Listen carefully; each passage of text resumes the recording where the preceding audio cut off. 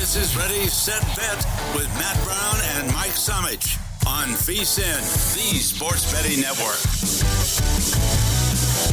Our number 3, Ready, Set, Bet here on VSiN. Matt Brown, Mike Somich. Thank you for being with us. Channel 158 over on Sirius XM, YouTube TV, our very own VSiN Watch app, VSiN.com. Of course, also terrestrial radio stations across this great country of ours. And we have found real quick, as we are just circling back to something we were talking about last hour, still 75-1 on Dillon Gabriel, Rookie of the Year at DraftKings, while he is down to 35-1 at Caesars, Mike. So somebody came in and has bet on Dillon Gabriel, just thinking maybe along the same lines as us. So I imagine that 75-1 at DraftKings over the next 24 to 48 hours will probably be moving. If you got $10 that you're not going to miss, throw $10 on it. Like if you got $10 you're not going to miss, just go throw $10 on it. Because again, he might win the job. Who knows? And if he wins the job, you have a 75-1 on a starting quarterback in the NFL to win Rookie of the Year. You don't get that opportunity very often. Yeah, throw $2 $5 on it. And by the time the season starts, you may be profitable on your $2 $5 bets if he wins the starting job. Yeah. So just again, it's one of those things where we always talk about building our portfolios. I understand it's only 2 days in and we're starting to already build our portfolio with these. But honestly, you just are not going to get an opportunity to get a 75-1 on a starting quarterback in the NFL, like ever. You're just never, ever going to get that opportunity.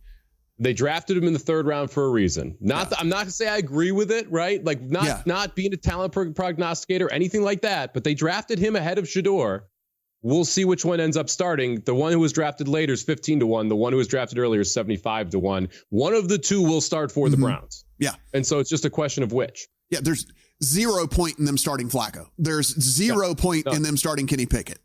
None. Like, you need to be looking to see if you have a quarterback of the future. Like, you have to be doing that. They're going to start one of the two rookies. It's like, or they will officially go down as the stupidest organization that there is, Mike.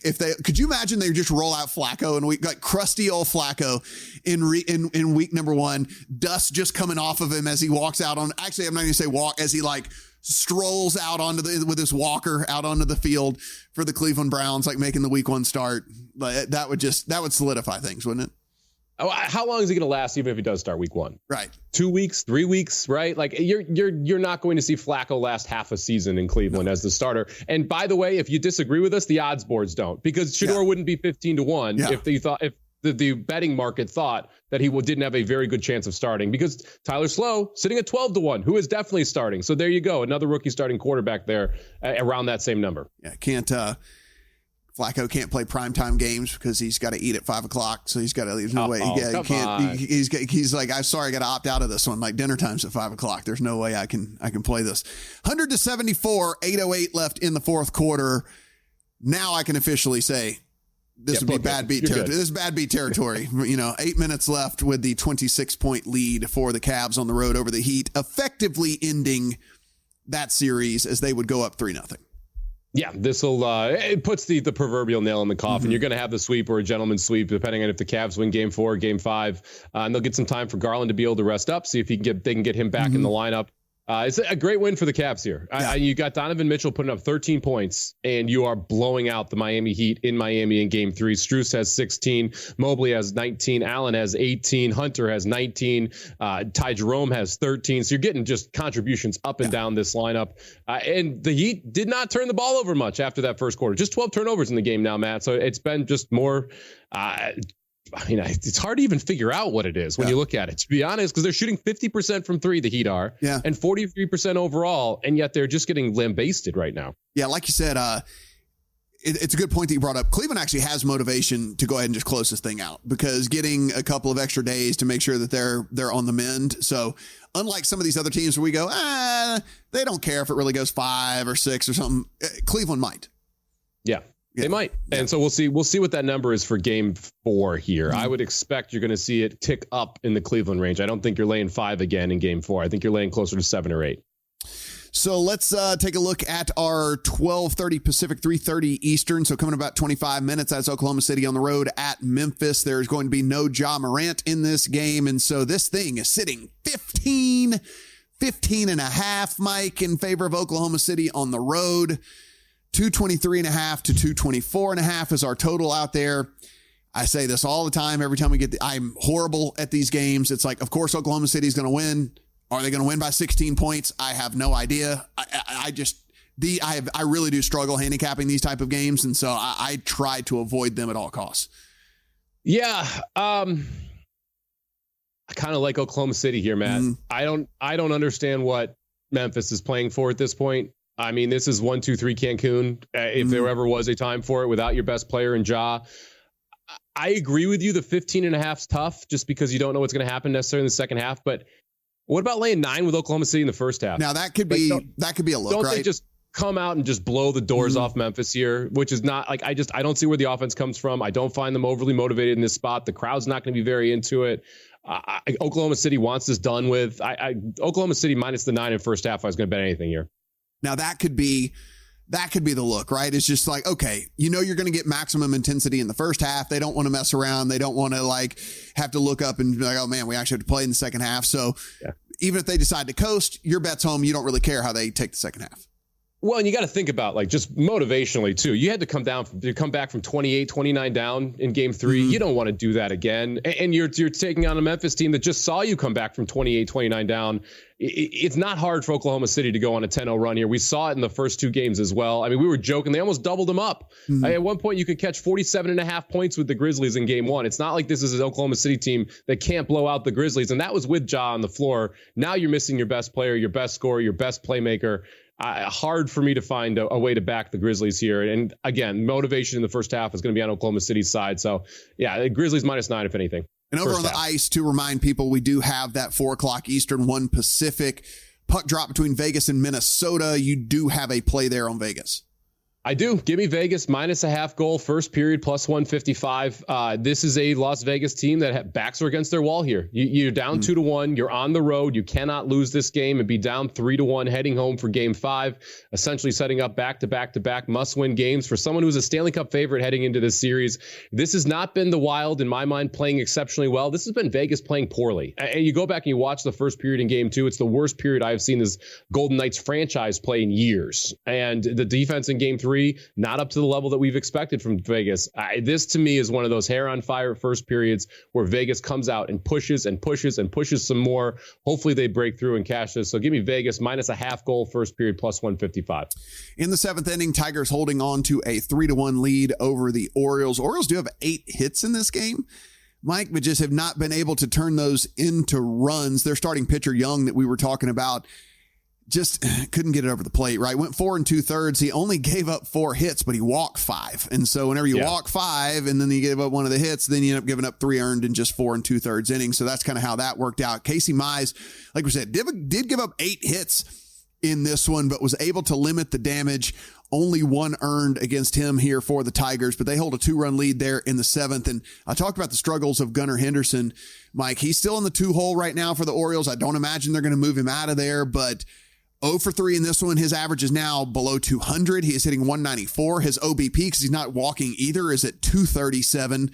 For a guy that was one of the MVP favorites heading into the season, Westberg hitting right behind him, who they needed to hit. He's hitting 209, and that includes his 2 hits that he has today that gets him up to 209. So just this Orioles squad, like you mentioned, a lot of young guys, and maybe they're going through just some second year, third year jitters or something like that. But man, it is underperforming so far, to say the least. The averages are putrid, but so are the OBPs. Yeah. You mentioned it with the 237 from Henderson, Westberg 261. You've got Holiday hitting 239, but just a 311 OBP. Like, they're not taking walks either, and that's not a great sign. And Mize today walked 0 batters. We haven't seen a walk so far today for Baltimore. And you mentioned Young and those walks, the 5 walks making the difference. This is just not a Orioles team that's being patient enough at the plate. And you see that a lot with young hitters, and that's not a shocker, but you got to make sure you're able to find ways to get on base if you're not hitting the baseball. And the easiest way to do that is to walk, and they're just not. They got to both starters in that Red Sox and Guardians game. Hout gives up 4 earned. Lively gives up 4 earned. 5-4 now in the 7th inning. Their runner on first here in the top of the 7th for the Red Sox. Will keep you updated there. Bottom of the 3rd, Minnesota is 3 in the bottom of the 1st and another one in the 2nd. Now the Angels did answer in the top of the 3rd, but 4-1 currently in the bottom of the 3rd in favor of the Minnesota Twins. St. Louis with an early 3-0 lead on Milwaukee as well, Mike. Yeah, Kikuchi, not his day here for the Angels. 9 hits, 3 walks. And we are in the bottom of the third, no outs right now. So not great at all there. The Cardinals looking good here, up 3-0. So that's nice at least. And that Guardians Red Sox game, Matt, we were joking about the over. I said I wanted it to play it at 9. It was 9.5, so I didn't put it in.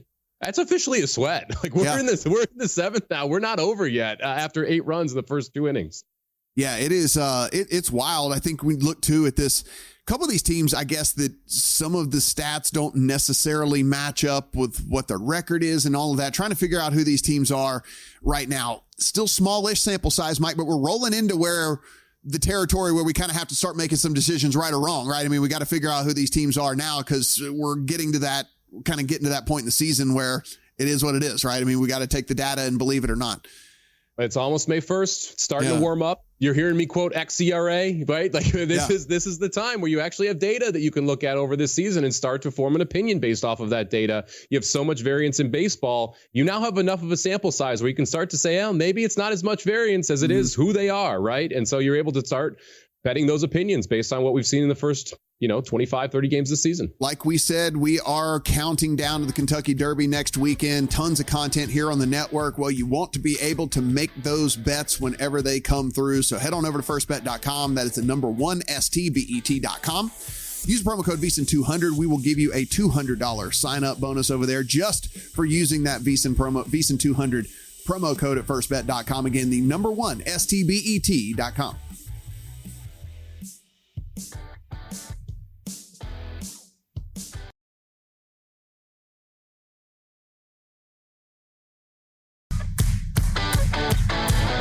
Welcome back to Ready, Set, Bet with Matt Brown and Mike Somich on VSiN, the Sports Betting Network.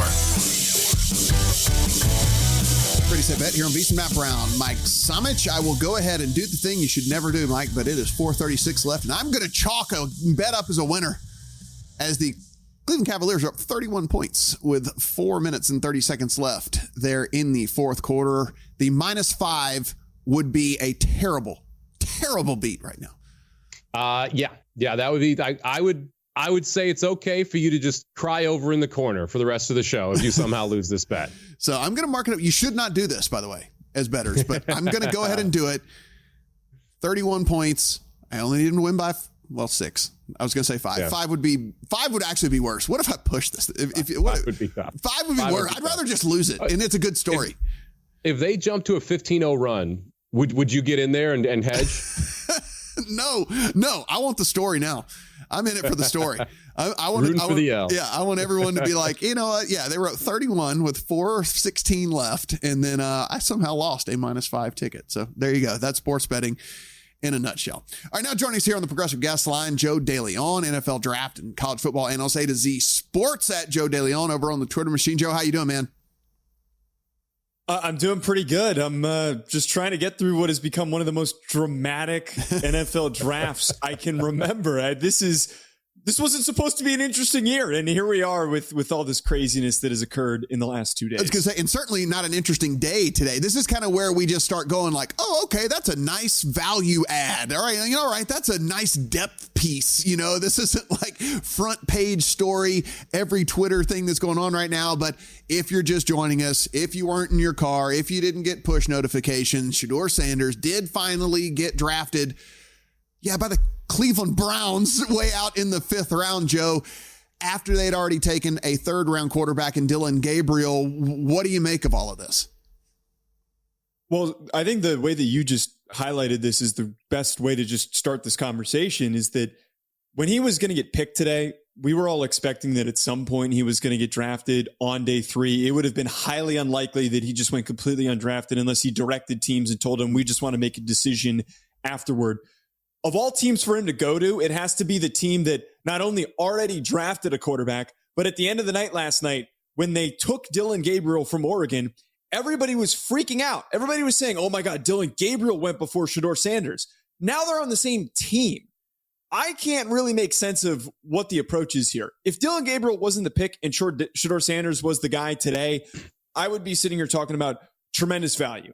You have a guy who I personally think is good enough to start. I think that there are people in NFL circles and people I've talked to that think he could start, but he fell because of the way he handled the interview process. Some NFL teams were rubbed the wrong way. They already addressed the quarterback position with trades to your players. But now that we have two guys that kind of fit similar descriptions of decorated college careers, accurate, good decision makers, poised players in the pocket, who's going to stay? Both of them aren't going to stay. Do you trade Dillon Gabriel after the preseason? None of this makes any sense. And I guess it's typical for the Cleveland Browns that they find a way to mess up their own draft class when they could have just gone quietly and taken Dillon Gabriel and then finished out the rest of today. I wanted to give them flowers coming into today because I love the idea of trading back. You were able to get a first rounder for next year. Now they've taken 2 quarterbacks and 2 running backs in this year's draft. Their current quarterback room is Deshaun Watson, Joe Flacco, Kenny Pickett, Dillon Gabriel, and Shedeur Sanders. Who even starts for them? I mean, it's just a wild situation we're seeing in Cleveland there.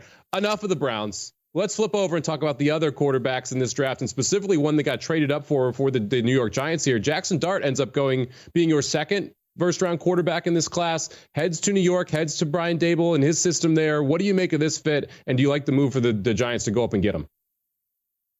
I'm admittedly not a very big fan of this, and first and foremost, it comes down to the fact that I don't think that he's worthy of going in the first round. I and many others.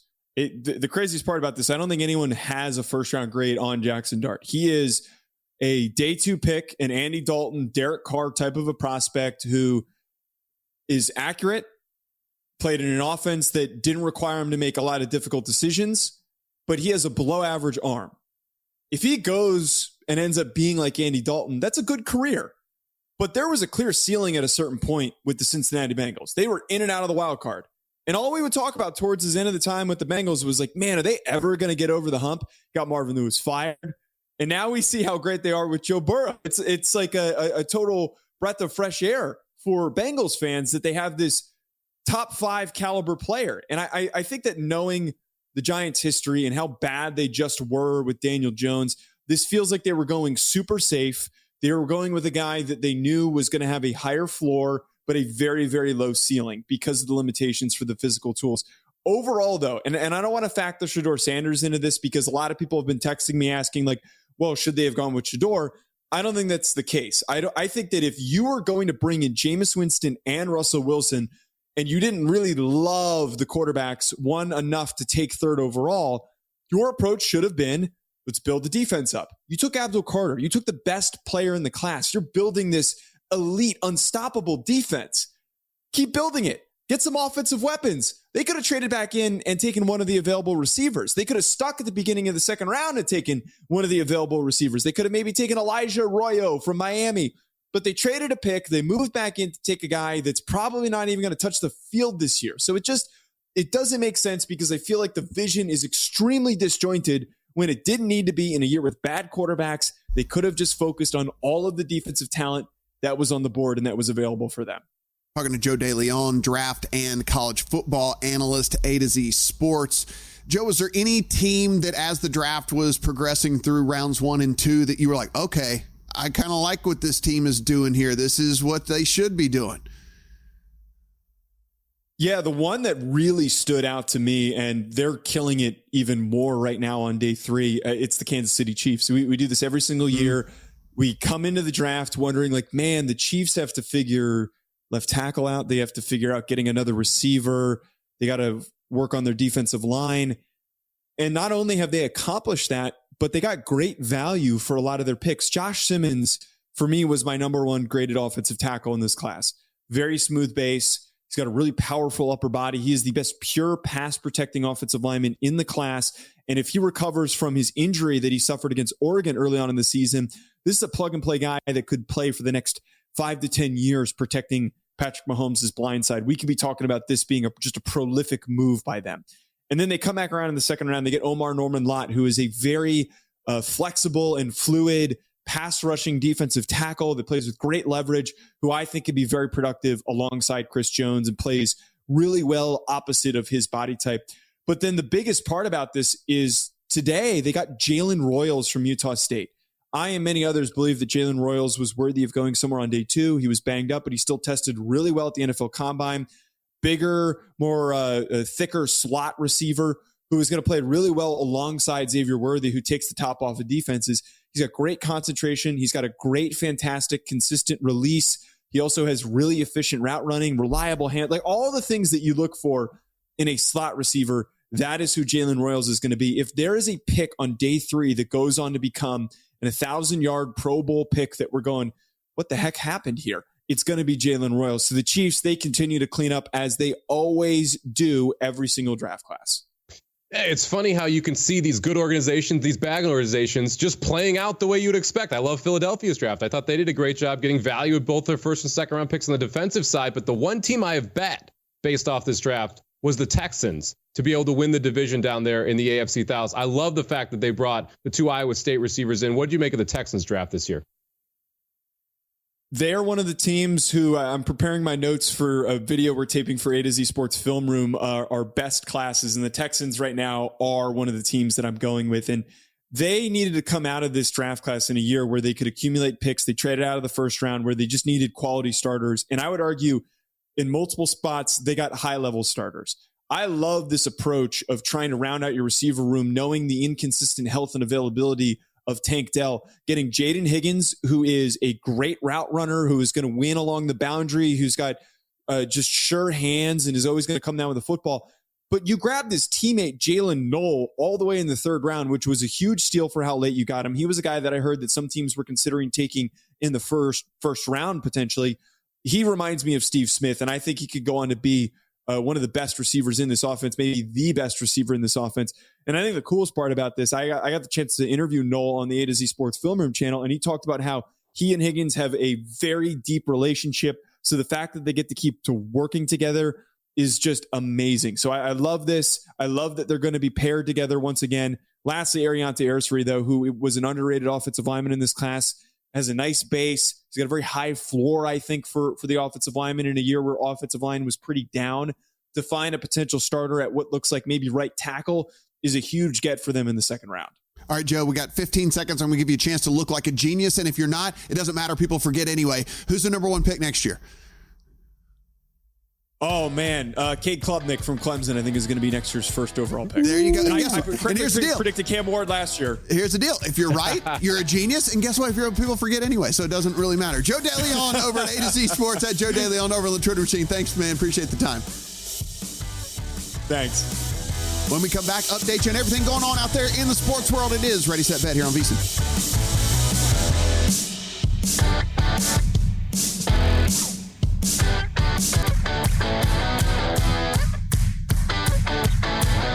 Welcome back to Ready, Set, Bet with Matt Brown and Mike Somich on VSiN, the Sports Betting Network. Ready, Set, Bet here on VSiN. Matt Brown, Mike Somich. And it's official. I'm a winner. I'm a winner, Mike. Hey. I am. I'm a winner. No sweat. Absolutely no sweat whatsoever. The Cavs go in and just absolutely thump the Heat. 124-87. Do it, by the way, with a full team effort in this thing. Mike, you mentioned it a little bit earlier. Mobley, 19. Allen, 22. Donovan Mitchell, only 13. 18 from Strus. 21 from DeAndre Hunter.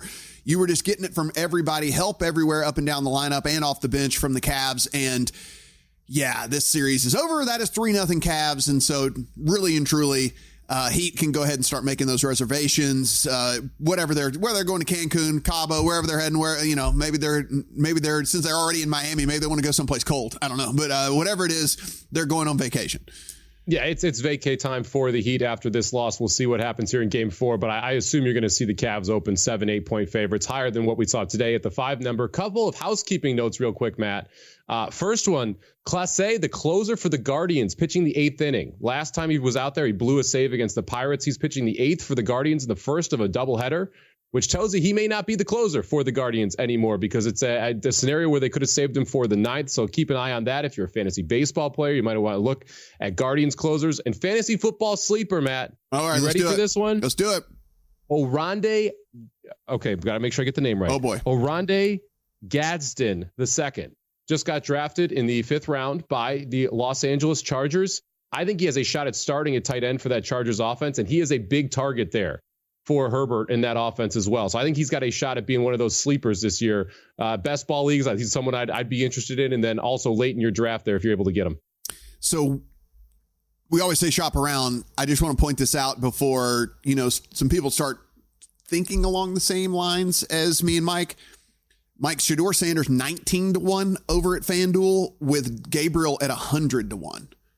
So again, got a couple bucks sitting around. Mm-hmm. Just put it in there. You'll forget about it anyway. And then if he plays his way into the conversation, then hey, you're going to have an awesome ticket sitting in your account. But again, I am reading, Pro Football Focus just came out with a thing here, Mike, that says Shedeur Sanders is by far the best quarterback in that room right now for the Browns. There are other people who are starting to put 2 and 2 together that he's likely going to be the starter here. So again, can get a 19-1 ticket for a rookie of the year on a quarterback, I might add. Like, this isn't a wide receiver. This isn't a running back. I mean, this is a quarterback who they want to give the award to anyway. 19-1 for a potential starter. Again, if I was in a FanDuel market, this would be in the account for me right now, for sure. I guarantee you will make a worse bet this year than 19-1 at Shedeur Sanders to win Offensive Rookie of the Year. It's just one of those where logistically it makes a ton of sense. If he starts week 1 and you get 17 weeks, he's got a better chance than Bo Nix did last year. Mm-hmm. We were touting the 16-1 on Nix, right? So I think it's a great number. And like you said, shop around in these markets because we've seen 70-1 on Gabriel. We've seen 100-1 on Gabriel. We've seen 35-1 on Gabriel, even after the Sanders pick. So you're going to see wide variance here in this Rookie of the Year market. Not going to be able to get a ton down right now. But at the same time, being able to get 100-1 and 19-1 into the account this early is always a good thing when you're trying to build a portfolio around this, especially if you are like me and you're not really sold that Cam Moore's going to have a phenomenal year in Tennessee. Oklahoma City and Memphis about to tip. This is going to go off at 15.5, depending on where you get it, in favor of Oklahoma City on the road. 224 to 224.5 is the prevailing total out there. And if you're in the Memphis area, I just saw on the Twitter machine, Mike, the get-in price, if you want to sit up in the top of the arena, you can get it for $5. There are $5 tickets available on the third market, on the third-party sites out there, because they know what we know, and it's over for Memphis. Yeah, I would say that this is a good opportunity to play Oklahoma City in the first half because the energy in that building is going to be non-existent. You've got no Ja. You just gave up a 28-point lead on your home court in the playoffs in the second half. I don't see how Memphis is able to bounce back from that, just from a logistical standpoint. And I do think Oklahoma City steps on the throat here. So I like Oklahoma City first half -9, Matt. Yeah, it's one of those things where, I mean, I couldn't take the point. I said I don't like playing those games where you got to lay it and they got to win by 16. But Mike, if the 100 Matt bucks, right, you're probably laying it, right? I mean, can you really take the points here for a team that knows they're just dead?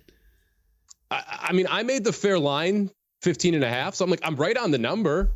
Yeah. But the motivation tells me I never want to take the points in this spot. I always want to lay it with Oklahoma City after what happened in Game 3, the fact they're up 3-0 and no Ja. Yeah, I'm laying it or I'm passing. I can't. I would need like 20 to back Memphis. Orioles not dead yet. Top of the 8th. They have now closed this thing to 4-3 now in favor of the Tigers. Let's see who's giving it up there. Holton out of the bullpen has come in for the Tigers and given up 3 hits and 2 earned in 2/3 of an inning. #not good. And so now we have the Orioles only a run down here to this Tiger squad that we did like. But hey, to be fair, we said first 5. Yeah, first 5 got home. You could lay the half run there. You're still able to get home there. Another nice start from Casey Mize, one of those big time touted prospects that's now pitching up to that level that we were expecting from him right from the gate. And I think we're officially in like bad beat watch here on the over in Red Sox Guardians. We didn't get in the account. I mentioned I would have played 9, but it was 9.5. So we didn't play the over. 8 runs in the first 2 innings. Yeah. It is 5-4 in the bottom of the 8th. We are 6 outs away from an awful beat if you had over 9.5 in Boston Guardians. Yeah, they decided they were just not going to hit the ball anymore there in that one. Interesting.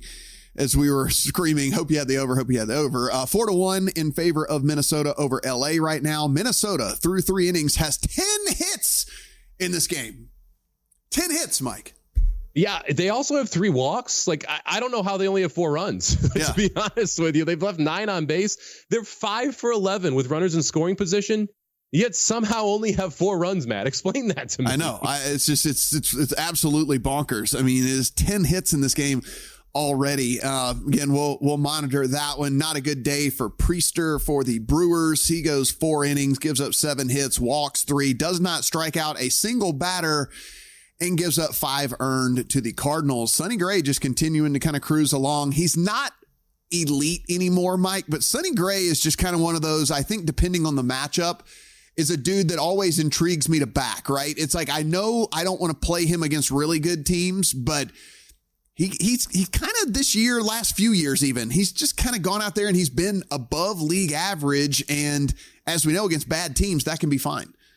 Yeah, it can. I mean, I had the Cardinals first 5, laid the half run there. It was over on the picks page on vsin.com. Unfortunately, we didn't get to it during the show. I like backing Sonny Gray in this Cardinals team. I think the Cardinals are frisky, especially at home, 9-4 on the young season. And Sonny Gray's underlying numbers kind of stand up with what he's done so far. So it's not like this is a fluky start to the season for Sonny Gray. Yeah, this Cardinals team is interesting, sitting at 11-15. And yet you look down and it's like, I think me and Mike care a little bit more about OBP than we care about average. Because, are you getting on base, right? You at least putting yourself in a position to score, right? And Newt Bar at 408. You've got Contreras, who's starting to hit at least a little bit for them at 270. Donovan at 404. Arenado's at 355. You've got all these dudes, Mike, that are playing. They're at least getting on base, right? For this Cardinal squad, it's just not equaling wins for them. No, they're not able to get the wins right now. Yeah. That division, I don't see a great team. I think the Cubs could be a very good baseball team, but not a team I would tag as a great team at this point. Real quick, Matt, over on the ice, we got the Lightning up 3-1 now. Late in the third period, 5:30. 4-1 now. There we go. So that's going to pretty much ice it for the Lightning here. They're going to cut this down to a 2-1 series lead. And one of the rare things, we don't see this very often, first 3 games of a series, all won by the road team here in the NHL. Yeah, 4-1 there in that one. You can go ahead and say that one is done. I'll give you permission to go ahead and say that one is done. Mike, we got the Phillies and the Cubs at 105. We've got the White Sox and the A's at 105. We also have the Rangers and the Giants at 105. We got some big names on the hill for some of these teams. Jesus Luzardo going for the Phillies. We got Robbie Ray going for the Giants down there in that one. Anything catch your eye there at the 4:05 Eastern time, I should say? Yeah, I played the Cubs and the Phillies first 5 under 3.5. This is just a win game. And we've got Luzardo on the mound and you've got Brown on the mound for the Cubs. So it's not like they're bad pitchers. It's 40 degrees and the winds are blowing in at 15 miles an hour from left at Wrigley. That is one of the most wind-sensitive stadiums. It's going to be very good pitching weather today. I realize this is a depressed total at just 3.5 for the first 5, but you've got Luzardo, you've got good pitchers out there, and you've got great conditions to pitch in. So give me the first 5 under 3.5 for your Cubs Phillies. And it's one of those things where, too, Mike, I think this is where you really have to dig in, and you talk about this being more of a weather type deal, and then the stuff that people are looking at from an opposing pitcher standpoint could lead people maybe to the wrong conclusion here sometimes, because you got the Cubs that are knocking the cover off of the ball, right? 354 WOBA as we sit right now for this team, but you said the conditions, the guy that they're going up against, there are other factors here that you got to really dig into. So really do like that. And we'll look, of course, at the rest of the slate a little bit longer. Guys, VSiN Pro, $59 now through August the 1st, VSiN.com/subscribe. Not only are you going to get the betting splits from Circa and from DraftKings, you're going to get all the daily picks for everything going on out there in the sports world. And guess what? We have that Kentucky Derby coming up here in a week. So all kinds of content over on VSiN.com to help you get some winners in your account. Again, $59 now to August the 1st, VSiN.com/subscribe.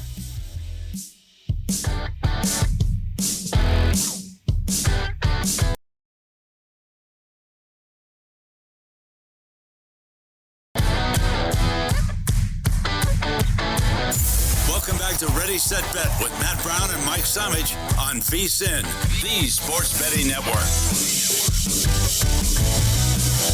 Ready, Set, Bet here on VSiN. Matt Brown, Mike Somich. One more segment before we give way to Live Bet Saturday. But Mike, a lot happening here on air. It was actually fun as it goes on. It's always fun, Matt. Actually fun. Here's the thing. I was saying that it was fun that we actually had on Aaron Halterman at the time when it comes down, because like we have on any other guest that we don't maybe do a ton of work with, we kind of just have to power through the segment and then we get into it. we knew Aaron wasn't going to care. We knew that he understood like how crazy this was going on. So we were able to go just off the rails as Shedeur Sanders ends up getting taken in the 5th round by the Browns, who had passed on him several times and had already drafted a quarterback. So, we gave our thoughts there on that one. Continue to beat home, though. Could definitely be day one starter for this team. So it is not crazy for you to go put in a bet in right now on him. Put it in, forget about it, move on. Add a sprinkle on Dylan Gabriel as well. He could win the job, perhaps. We don't think so, but perhaps he could. And then you'll have an even better bet in your account that you've tucked away and forgotten about. So I highly advocate this because, again, they're long numbers on two guys that are going to be starting quarterbacks in the NFL for a Rookie of the Year ticket that we know, Mike, they want to give to quarterbacks if at all possible. Well, that's the thing. If you find a starter, any starter in the NFL who is a rookie who is going to play 17 games, they should be 10-1 at the longest, like somewhere in that range, not 19-1, not 100-1. It should be in that 10-1 range because you're not guaranteed that you're going to see a big season from Ashton Genty behind that Raiders offensive line. You're not guaranteed that Cam Ward is going to come out and be phenomenal. But if you do have one of these starters that's played 17 games, they're going to have counting stats. Just look at Bo Nix last year. He was not a highly touted guy as he got drafted. We didn't love the pick, but we both bet him for Rookie of the Year because we knew he was going to start 17 games. That's a big part of this Rookie of the Year market. The Grizzlies giving us the finger here in the first quarter as they have a 22-17 lead here on the Thunder. Still 6 minutes left in the first quarter, but they said, you know what? You said that we're dead. You said that we're figuring out which resort we want to go to. We heard all of that. No, not in this house. And at least a early 5-point lead for them. Yeah, you saw this game close as a 221.5 total. We're now at 232.5 here. So quick adjustment in the total there. You can get minus 12.5 on the Thunder in game. Don't hate that. If you want the Grizzlies to win the game, you can get plus 700 right now, and they're up 5 points. Scottie Pippen Jr. with 9 points early there for the Memphis Grizzlies. 3 of 5 from the floor, 1 of 2 from downtown. Has made both of his free throws, but again, it is early, and actually OKC just scores again. So 22-19 here with about 5 minutes left there in that one. Over in Major League Baseball, as we said, the Orioles were trying to get this thing closer. They're going to have one more shot at it. It is 4-3. They'll have the top of the ninth to try to rally there. Twins 4-1 over the Angels. 11 hits now for this Twins team, yet only 4 runs across. Angels only 3 hits against the Twins. Couple now on the board, Mike, for the Brewers. So 5-2 Cardinals over the Brewers there in that one. 2-2 Reds and the Rockies playing up there in that giant ballpark at Coors. And the Mets and the Nationals are delayed here in the top of the first inning. So not postponed, but delayed. Should start at some point. It should. And if you had the under in Boston and Cleveland in game 1 of the doubleheader, go buy a lotto ticket because you cashed your under 9.5 after we had 8 runs through 2 innings. So real bad beat if you're on the over, and very lucky day here if you're on the under of that Boston, that Red Sox and Guardians game 1 there, Matt. Mike Tomlin says on NFL Network that they have had really productive talks with Aaron Rodgers, but declines to discuss any hypotheticals. All right. Yeah, well, great. We feel good about our plan at the position. I would like to hear that explanation. I actually really would like to hear that explanation. What plan? Yeah. I understand the angst in your community and the community that supports us. So basically saying he understands why the fans are mad. Yeah. Because they don't have a plan. That's why they're mad. But it's exactly why exactly why the fans are mad. It's like, dude, yeah. They're like, hey, it's only the most important position in all of sports. So maybe, let us know what's going on. That'd be neat. That's it. Yeah. If you want to do that. All right, let's talk about our best bets here, Mike. And let's start at Churchill Downs. This is the race number 7 and race number 9. And yes, it is at Churchill Downs. Still important races going on. All right. It's just not as important as next week. Yeah, not as important as next week. We're leading up to Kentucky Derby draw here, which is going to happen in just 25 minutes from now. We're going to have post positions for the Kentucky Derby. I'll have an article up in the Derby guide around the draw and its importance as well. So make sure you check that out. Over at Churchill Downs, opening night here. So these races go off late, 8:37 Eastern post for the 7th race at Churchill Downs. Give me the number 2 horse, Plaza Q, 5-2 on the morning line.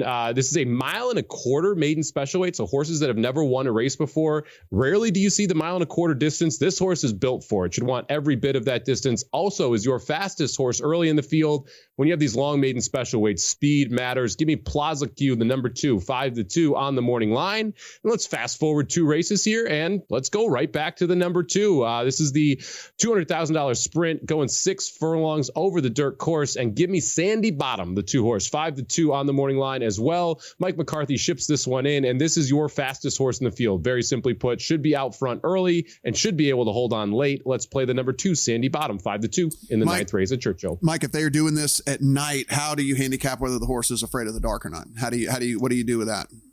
Well, they have lights, Matt. It won't be dark. They will have lights. So now we have seen horses jump the lights before. So you do have some issues around that. Well, I was going to say, there has to be, shadows and whatever and all these things. There has to be different elements that come into play here. Yeah, famously in the Breeders' Cup, I think it was 1980, one of the horses actually jumped one of the 2 spires from the twin spires on the Churchill track as they saw the shadow of it down on the ground. So you do have some funky things that can happen. I did not ask these horses if they were scared of the dark. No, I forgot. Okay. I missed that one. That's my bad, Matt. I'll do that next time. That's unfortunate. But, listen, outside of that, excellent handicapping on those races. Let's head over to the ice, which Vegas and Minnesota, they'll drop that puck here in about 15 minutes. They will. Look, Vegas's back is against the wall. They need to come out with their hair on fire. They need to play their best first period of this series today if they want to stay in the series down 2-1 right now with this game in Minnesota. Let's bake on the fact that they do that. Give me the Vegas Golden Knights first period -0.5 goal plus 155 to be able to take a lead into that first intermission.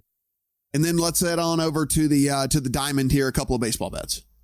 Yeah, Phillies Cubs. We talked about it last segment. This is a weather game. Winds are blowing in 15 miles an hour from the left. It's low 40s. You've got one good, one decent pitcher on the hill for the Cubs and for the Phillies. Let's take the first 5 under 3.5 here. And then the Dodgers face Miss Keller, who unfortunately is also on the fantasy team, Matt, and he's been pretty bad this year. And, also on mine, buddy. So, I feel you. I know what's going on there.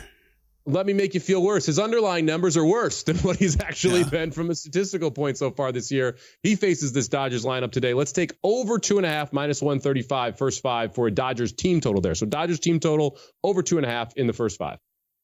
Yeah, I am looking. The one that I did want to look at here at least a little bit, the Rangers and the Giants a little bit later, Mike. Don't get me wrong. I am a pretty big fan of Robbie Ray. Everybody knows that I'm liking this Robbie Ray guy, but I think we look here at a 7.5 total. And I understand the Rangers bats have been pretty benign so far, but man, I don't think we've gotten to the point where Robbie Ray is, if he's not up against another ace, deserves a 7.5 total, right? So pretty heavy lean to the over there for me. And let's just be honest, the Giants are actually hitting the ball very well too. So, they could get us a majority of the way there by themselves, and we only need a couple here from the Rangers. So I will go ahead and take the over at 7.5 in that Rangers and Giants. Even though I do like Robbie Ray, I just think maybe a little bit too much respect here going up against a Rangers team that, while they haven't done it yet, it's not like they don't have the ability to do it.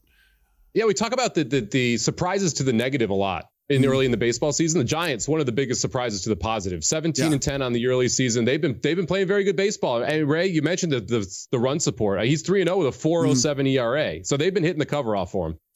Guys, best bets, as always, brought to you by GBank. It is the official bank of VEASAN. So go in. You can get up to a $750 bonus with GBank. So first, new customers who spend $1,000 on eligible purchases within 90 days from opening up their account are going to get $250. And if you're a big baller, you can get up to $500 more in bonuses as well. Yes, potentially $750 in bonuses. You can apply now at VEASAN.com/GBank. That is VSIN.com/the-letter-G. BANK, subject to credit approval, and terms and conditions do apply. Mike, tell you right now, since you are not going to be in here on Saturday next week, as we have special programming, going to get all your thoughts on the Derby tomorrow. So people want to tune in here. If you want to hear it on Ready, Set, Bet, we will know the post positions. We'll know all of that. We'll get your initial thoughts here on that. So come prepared, buddy. Come prepared. I will. I'm excited for the draw. It's a huge part of the Kentucky Derby. 20-horse field, where your post position is definitely matters, as well as it makes a difference on the early pace. So we'll talk about all that tomorrow. And Matt, I will give you 15 minutes of my time on Derby Saturday. I'll be a special guest next Saturday. How about that? Absolutely love it. 27-25, about 3 minutes left there in the first quarter between Thunder and Grizzlies. Grizzlies not going away without a fight. Live bet Saturday coming up. Stay right here on VSiN, the Sports Betting Network.